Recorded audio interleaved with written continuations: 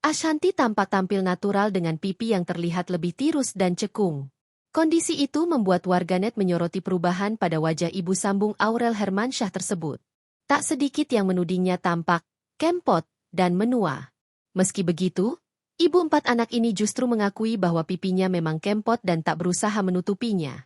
Belakangan ini, pelantun jodohku itu memang kerap tampil percaya diri dengan wajah polos tanpa riasan alias bar face.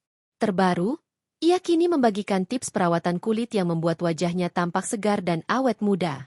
Namun sayangnya, unggahan tips perawatan itu justru memancing komentar nyinyir dari sebagian warganet. Alih-alih memuji kepercayaan diri Ashanti, beberapa netizen menudingnya justru terlihat menua. Salah satu komentar datang dari akun netizen yang menulis, "Dianya aja menua tapi ngasih tips." Menanggapi komentar tersebut, Ashanti tak tinggal diam dan membalas dengan nada santai namun menohok. "Di kamera menua, aslinya memuda sekali dong WKWKWK." Jawab Ashanti, dikutip Tribun News, Minggu, 2 November 2025. Respons Ashanti itu pun menuai beragam reaksi. Banyak yang memuji sikapnya yang tetap tenang dan lucu menanggapi cibiran, menunjukkan kedewasaan serta kepercayaan dirinya di usia yang tak lagi muda.